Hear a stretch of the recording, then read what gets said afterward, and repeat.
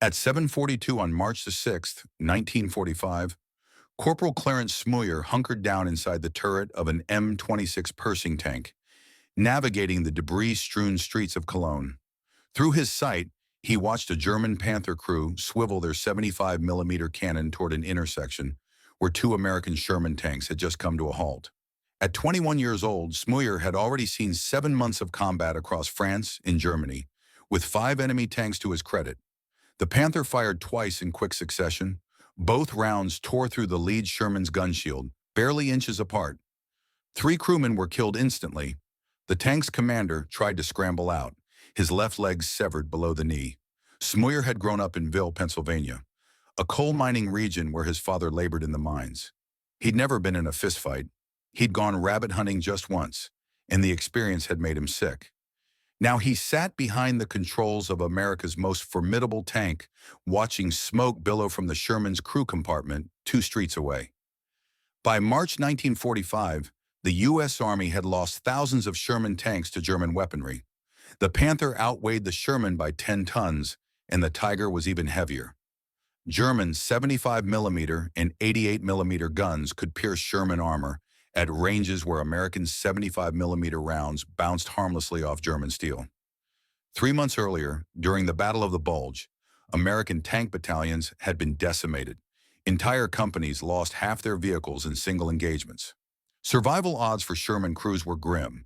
If your tank took a hit, you had mere seconds to escape before the ammunition cooked off, turning the 33-ton vehicle into a death trap.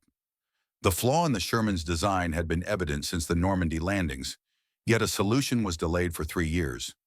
Lieutenant General Leslie McNair's Army Ground Forces Command insisted the Sherman was adequate, arguing that tank destroyers would handle enemy armor.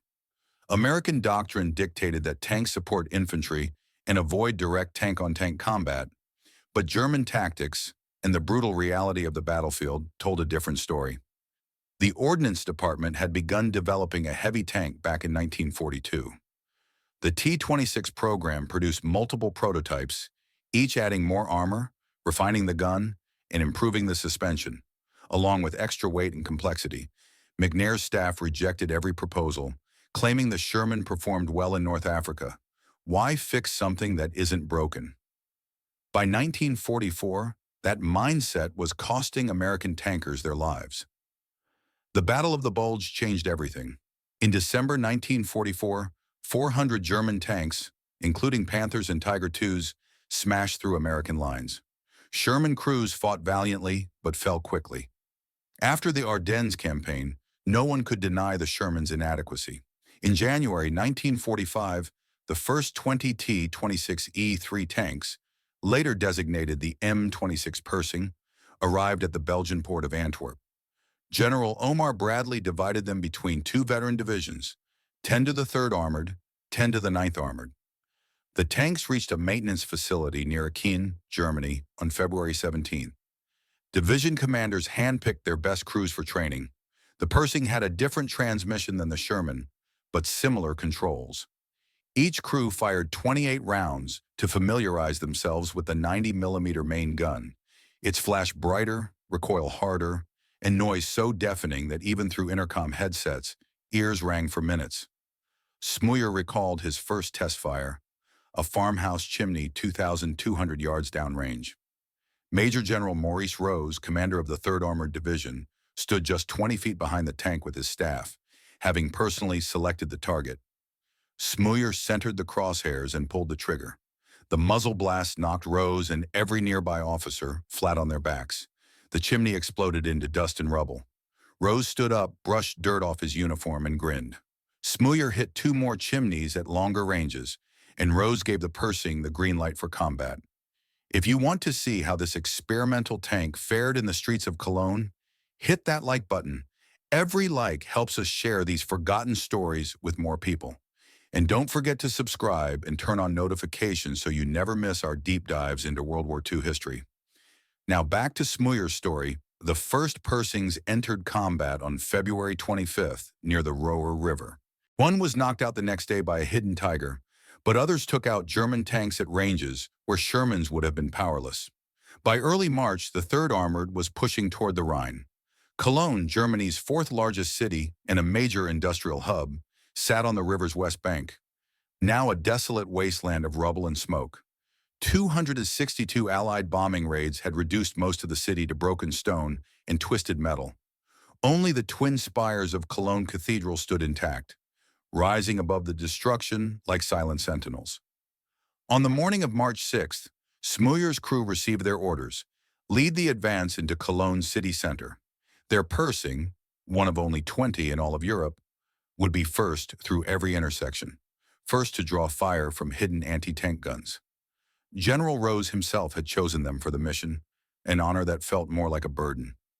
Smooyer touched the small Bible in his breast pocket and watched as the streets ahead narrowed into dark, shadowy canyons. At 8 o'clock, the Persing lurched forward. Staff Sergeant Robert Early commanded from the turret. Corporal John DeRiggi loaded the 90mm rounds. Private Homer Davis manned the bow machine gun.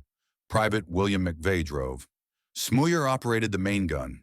They'd been a crew since September 1944, fighting through Normandy's hedgerows and the Ardennes snowdrifts in a Sherman. 3 weeks earlier, they'd been given the Persing, which they named Eagle 7 after the Philadelphia Eagles. Before the war, Cologne had 1 million residents. Now, only about 40,000 remained, hiding in cellars and subway tunnels beneath mountains of rubble. The streets were gorges of broken brick and concrete. 3-story apartment buildings had collapsed into roadways.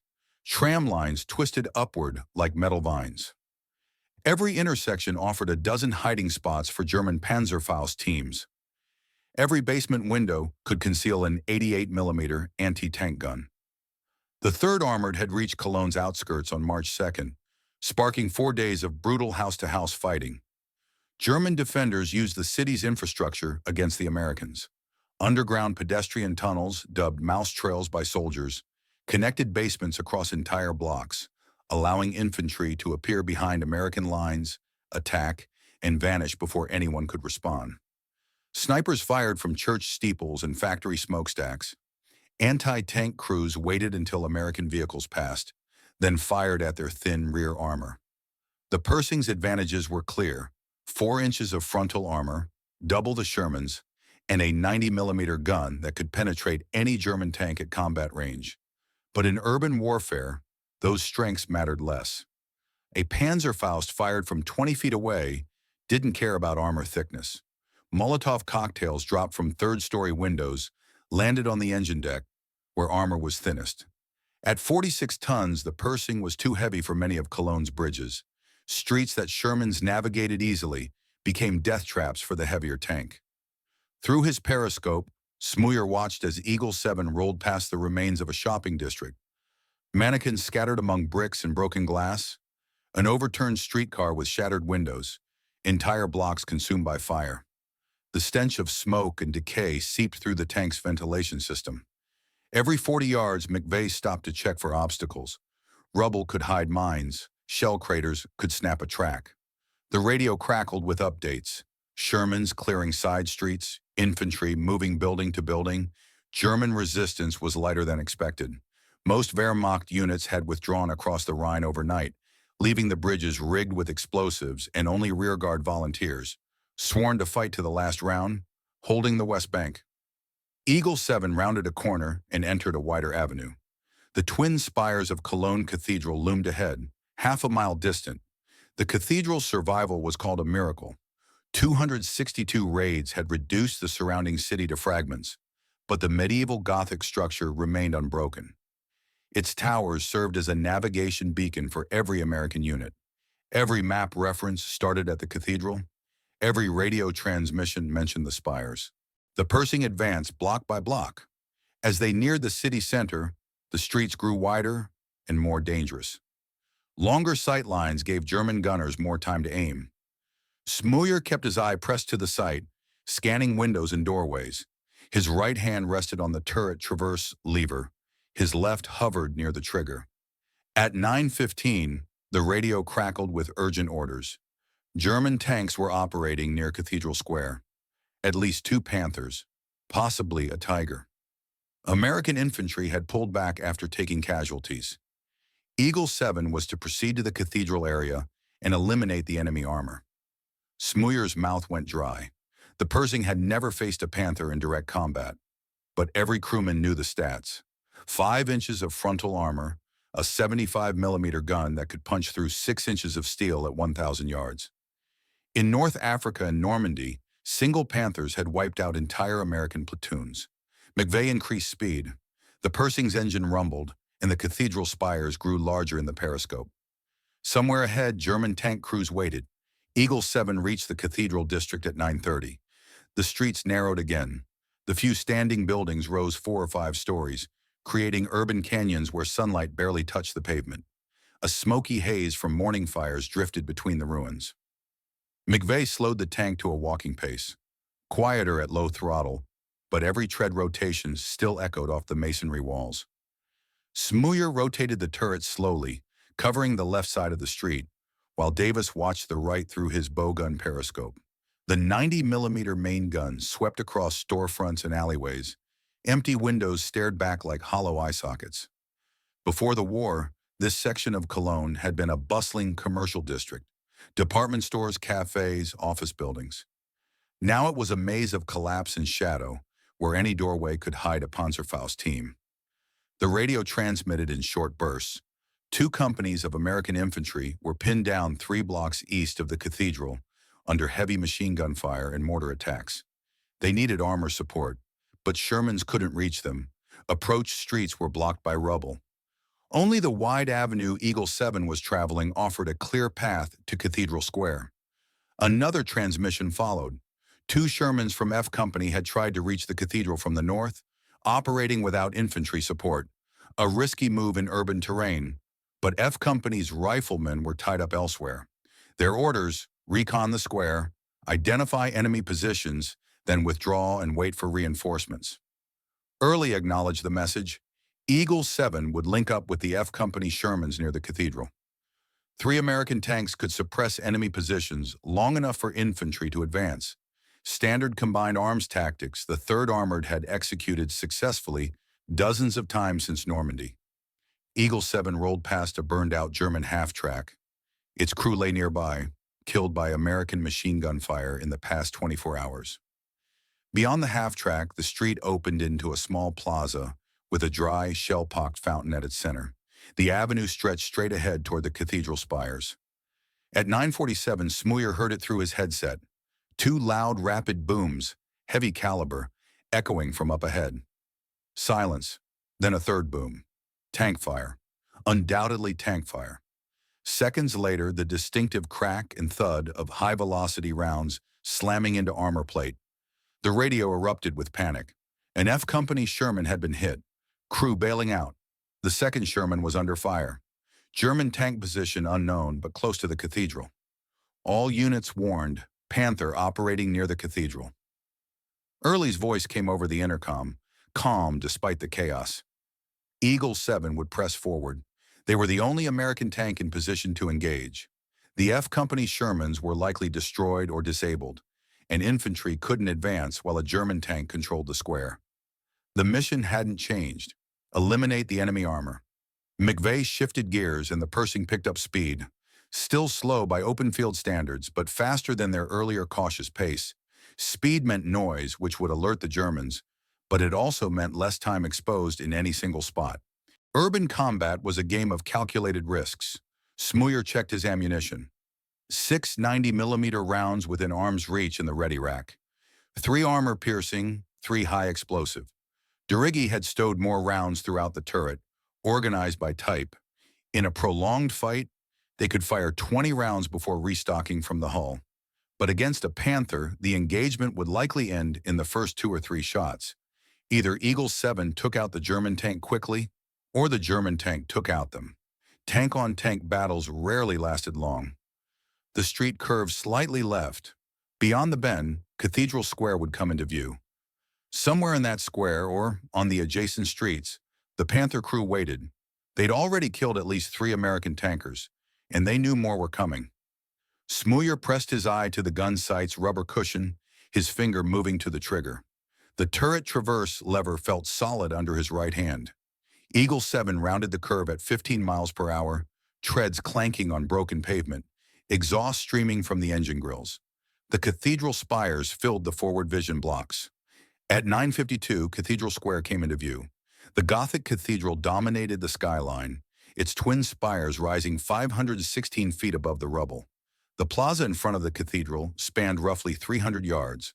Once paved with stone, it was now pockmarked with shell craters and covered in debris. Beyond the cathedral, the Hohenzollern Bridge stretched across the Rhine, rigged with enough explosives by German engineers to send the entire structure crashing into the river. Smoke from still-burning buildings drifted across the square.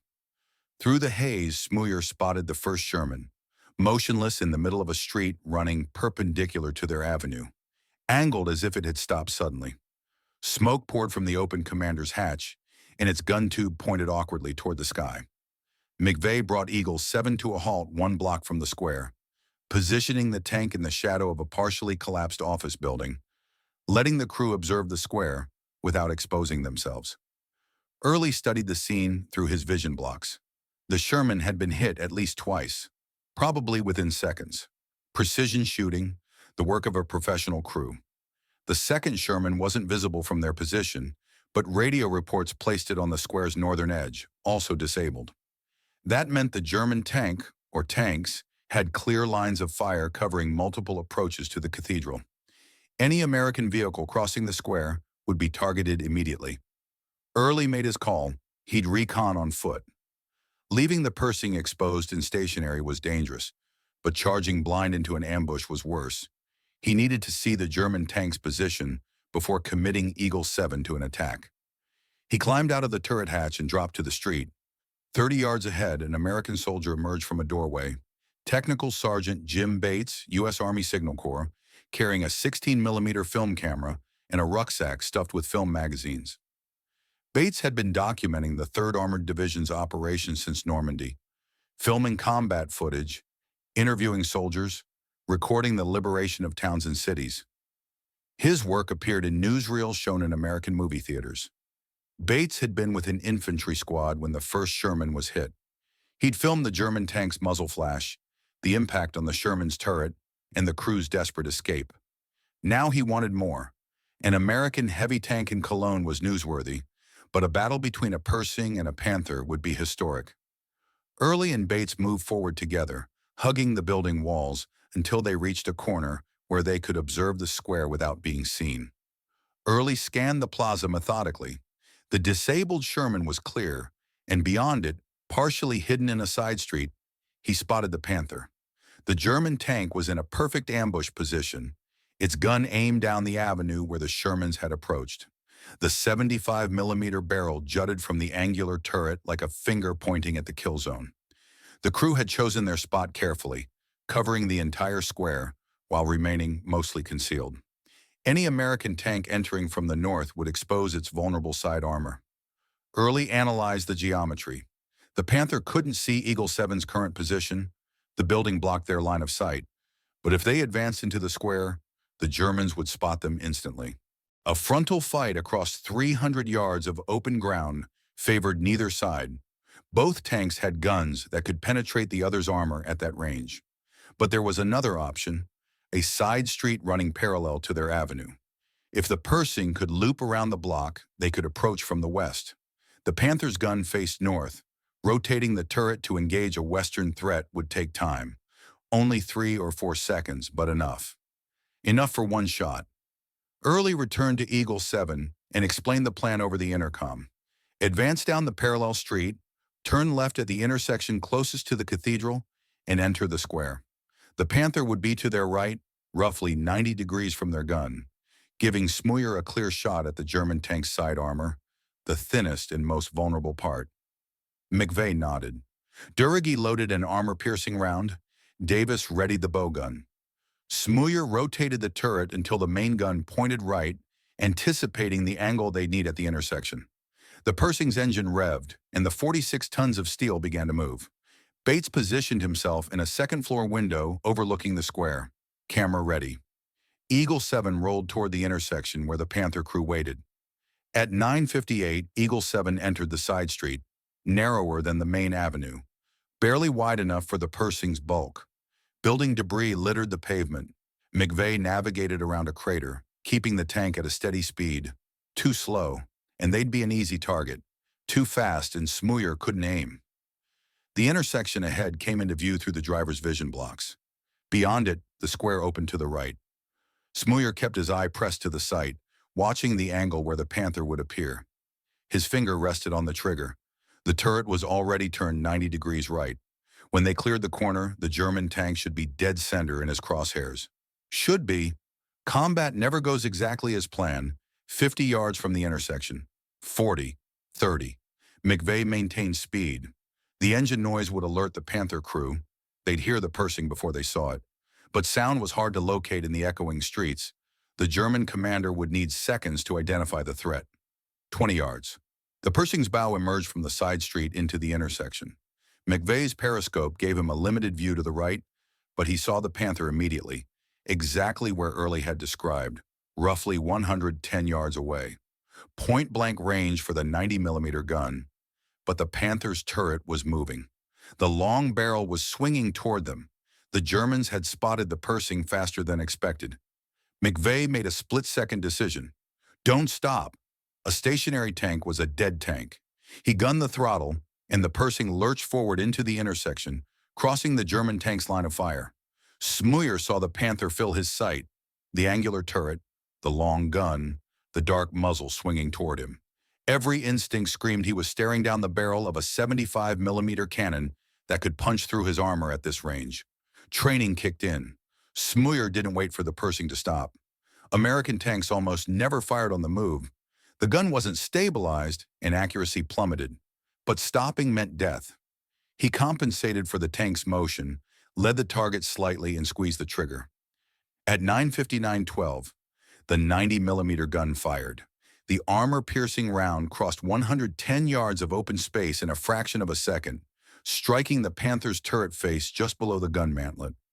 Even through the muzzle flash and smoke, the impact was visible. A shower of sparks erupted from the point of contact, and metal fragments spalled off the interior, turning into shrapnel inside the crew compartment.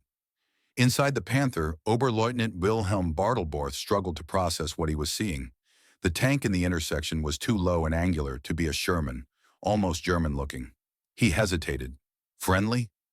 The question lingered for half a second. Then the impact hit. McVeigh brought the Persing to a stop in the middle of the intersection. Fully exposed, no cover, but stationary meant Smooyer could aim with precision. Duragi already had another armor-piercing round in hand. The breech was open, and he slammed the round home, locking it in place. Smooyer never took his eye off the sight. The first shot had hit high, a good hit but not catastrophic. The Panther was still operational. He adjusted his aim lower, targeting the hull just below the turret ring. The Panther's side armor was only 40mm thick, half the front's 80mm, and the 90mm gun could punch through it effortlessly. At 9:59:17, he fired again. The second round struck the Panther's right side, piercing the armor, tearing through the crew compartment, and exiting the left side, leaving 2 dinner plate-size holes. Inside the tank, systems failed. Hydraulics burst, ammunition ignited. Bartelborth threw open his hatch and jumped, landing on the street behind the Panther, away from the Persing. 3 other crewmen followed, scrambling out as smoke poured from the engine compartment. 1 man didn't make it. At 9:59:23, Smooyer fired a third time, hitting the turret low, just above where the hull met the turret basket. Flames erupted from the impact point, spreading quickly, fed by leaking fuel and burning hydraulic fluid. Within seconds, the entire Panther was engulfed in fire. In the second-floor window, Jim Bates kept rolling, capturing the entire 45-second engagement. The Persing entering the intersection, the German gun rotating, the muzzle flashes, the impacts, the crew bailing out. Smooyer pulled back from the sight, his hands shaking. The Panther was destroyed. Eagle 7 was unharmed. Everyone in the crew was alive. The Persing had proven itself. The Panther burned for the next 3 hours, ammunition cooking off inside the hull, sending sparks and fragments into the air. By noon, the fire had consumed everything flammable. The turret sat at an odd angle, warped and blackened by heat. German soldiers' bodies lay scattered around the square. The infantry supporting the Panther had withdrawn across the Rhine once their armor was lost. American troops moved into the area by early afternoon. Bates climbed down from his observation post and approached Eagle 7. The crew stood outside the tank, smoking cigarettes and checking for damage. No hits. The Panther had never fired. Bartleborst's hesitation had cost his crew those critical seconds. Bates filmed the crew posing near the Persing. Smooyer stood off to the side, uncomfortable with the attention. By 1400 hours, additional American units had secured the cathedral area. Engineers began inspecting the Hohenzollern Bridge for demolition charges. Infantry squads cleared buildings methodically. Resistance was light. Most German forces had retreated during the Panther battle, the sound of heavy tank fire in the city center signaling the collapse of their defenses. But the fight for Cologne wasn't over. German units still held parts of the city east of the cathedral, and isolated strongholds needed to be eliminated. Eagle 7 received orders to continue advancing. The crew remounted. McVeigh started the engine, and the Persing rolled deeper into the ruined city. At 1432, they entered a narrow street blocks from the cathedral, buildings rising on both sides, creating a corridor barely wider than the tank itself. Ahead, the street opened into a small intersection, beyond which the route led to the Rhine riverbank. Suddenly, a black automobile raced across the intersection from a side street, weaving through debris at high speed. To Smooyer, it looked like a staff car. German officers used similar vehicles to move between command posts. In urban combat, any unidentified vehicle was a threat. Civilians had been evacuated weeks earlier. Anyone left in Cologne was either a combatant or supporting the German war effort. Smooyer opened fire with the coaxial machine gun. Tracer rounds streaked across the intersection, hitting the car's body panels, shattering glass. But the vehicle kept going, disappearing down another street. At the same moment, a German Panzer IV, hidden behind a partially collapsed building to Smooyer's left, opened fire on the same car, its machine gun shattering. The Panzer IV was invisible to Eagle 7, but its crew had also spotted the automobile and engaged. The combined fire tore the car apart. It jerked to a stop. The driver slumped over the wheel. A passenger door opened, and a figure fell to the street, motionless. Smooyer saw the Panzer IV's muzzle flash. An older model, likely a Mark V Alpha, less dangerous than a Panther, but still capable of destroying a Sherman. Against a Persing, the odds favored the Americans. But the Panzer IV had cover, while Eagle 7 was exposed in the street. The German tank began to withdraw, backing deeper into its hiding spot behind the collapsed building. Smooyer could only see the front portion of its hull, not enough for a guaranteed kill shot. The Panzer IV disappeared completely behind the rubble. McVeigh tried to maneuver the Persing for a better angle, but the narrow street limited movement. The building hiding the Panzer IV was a 4-story residential structure. Its front facade collapsed, but the rear still stood, interior walls visible through the gap. The German tank was somewhere behind those walls, repositioning for another shot.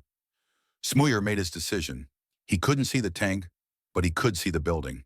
He rotated the turret until the 90mm gun pointed at the base of the standing wall section. The high-explosive round in the breech was designed to destroy fortifications and buildings. He aimed for the corner support, where the wall's structural integrity was weakest. At 14:34:48, the gun fired. The high-explosive round detonated against the brick and concrete, blowing out a 6-foot-wide section of the corner support. For a moment, nothing happened.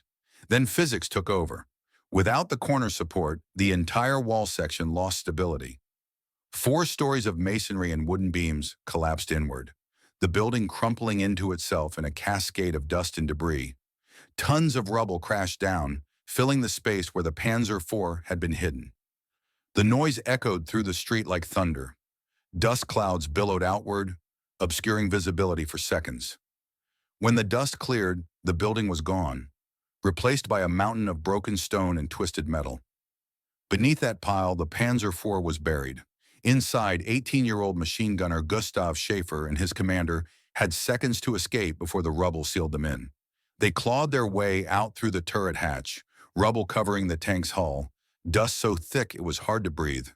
They scrambled over broken masonry and steel beams, moving away from the American tank before more rounds came. The rest of their crew escaped through other hatches within minutes, disappearing into the ruins toward the Rhine. By nightfall, all four had crossed the river and surrendered to American military police. Eagle 7 continued operations in Cologne for 2 more days. The city fell completely to American forces by March 8th. Engineers secured the Hohenzollern Bridge before German demolition teams could destroy it, though other Rhine bridges had already been blown. The cathedral stood intact, a Gothic monument rising above the devastation. Bates's footage of the Panther battle reached newsreel editors within a week, appearing in American movie theaters by late March. Smouyer's sister saw it at a local cinema in Pennsylvania, recognized her brother, and brought their parents to the next screening. The 3rd Armored Division didn't rest. By March 10th, they were advancing east across the Rhine, pushing deeper into Germany. Resistance varied. Some towns surrendered without a fight. Others required house-to-house clearing. The Wehrmacht was disintegrating, but isolated units still followed orders. Fanatics and SS troops fought to the death. Hitler Youth members throwing themselves at American tanks with Panzerfausts. On March 30th, Major General Morris Rose was riding at the head of a column south of Paderborn, sticking to his signature command style, leading from the front, refusing to direct operations from a rear headquarters. At approximately 6 p.m., his jeep encountered a German tank unit that had broken through American lines. Tiger tanks blocking the road ahead. Rose's driver tried to evade, but a Tiger commander cut them off, emerging from the turret hatch with a machine pistol pointed at the jeep. Rose reached toward his holster, either to surrender or resist, and the German fired. Rose was hit multiple times, killed instantly. He was the highest-ranking American officer killed by enemy fire in the European theater. His body was recovered the next day by elements of the 3rd Armored Division, including Smouyer's unit. Rose's death devastated the division. Soldiers who had served under him since North Africa grieved deeply. He had been a demanding but fair commander, sharing the same risks he asked of his men. His funeral was held at the Netherlands American Cemetery in Margraten, attended by thousands. The war pressed on. The 3rd Armored pushed east through April, encountering pockets of resistance that collapsed quickly once engaged. By late April, German units were surrendering en masse. The Wehrmacht no longer existed as an organized fighting force. On May 7th, Germany surrendered unconditionally. May 8th was declared Victory in Europe Day. Smooyer remained in Germany through the summer as part of the occupation force. Eagle 7 was eventually shipped back to the U.S. for display and study. The Ordnance Department wanted to analyze its combat performance, engineers documenting every scratch and dent on the armor, ballistic experts measuring gun barrel wear, maintenance crews noting mechanical issues. By September 1945, Smooyer received orders to return home. He sailed from Bremerhaven to New York aboard a troop transport, the voyage taking 8 days. He arrived at Fort Dix, New Jersey for processing, and within a week he had his discharge papers.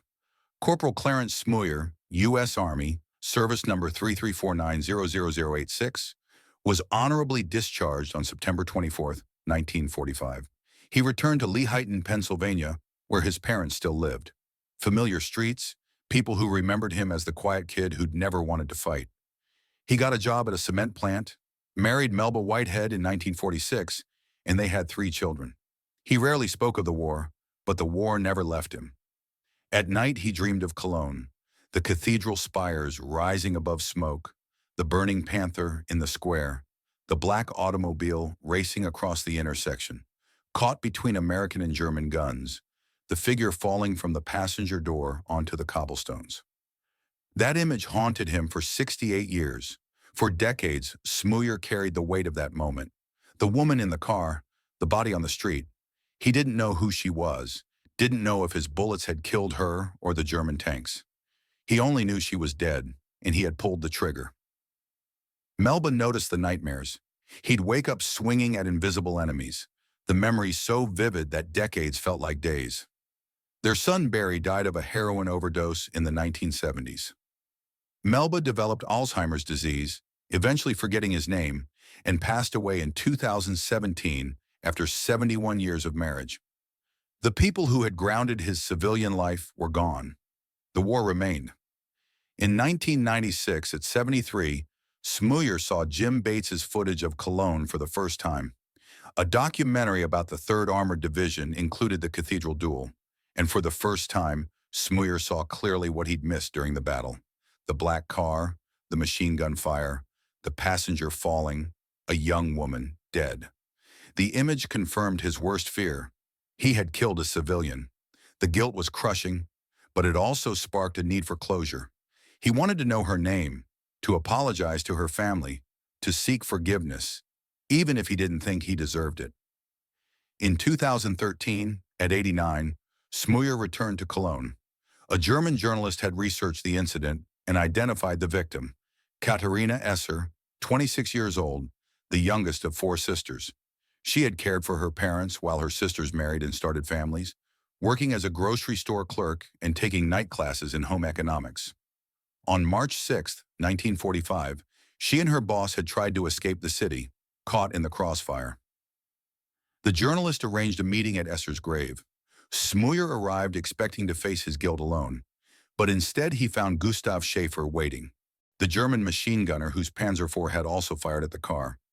The man Smooyer had buried under rubble when he collapsed the building. Both were 68 years older than they'd been in 1945, both carrying the same memory, both believing they had killed Katarina Esser. They met on the cathedral steps. Smooyer extended his hand. Schäfer took it. They walked together to the mass grave where Esser was buried with other civilian casualties. Neither knew whose bullets had killed her. Maybe both, maybe neither. The chaos of urban combat made certainty impossible. What mattered was that they had both fired, shared the responsibility, shared the guilt. Schäfer placed yellow roses on the grave. Smooyer knelt to do the same, losing his balance. Schäfer caught him. 2 old men who had tried to kill each other 68 years earlier now supported each other at the grave of the woman caught between them. They became friends, exchanging letters across the Atlantic, connecting via video calls between Pennsylvania and Germany.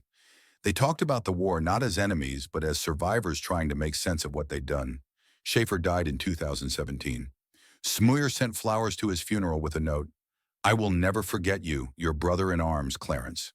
On September 18, 2019, 95-year-old Clarence Smooyer received the Bronze Star for Valor at a ceremony in Washington, the last surviving member of Eagle 7's crew. The other crewmen were honored posthumously, their families accepting the medals on their behalf. Clarence Smooyer died on September 30, 2022, at his home in Allentown, Pennsylvania, at 99 years old. Every March 6th since 2013, yellow roses appear on Katarina Esser's grave in Cologne. Someone remembers, someone apologizes.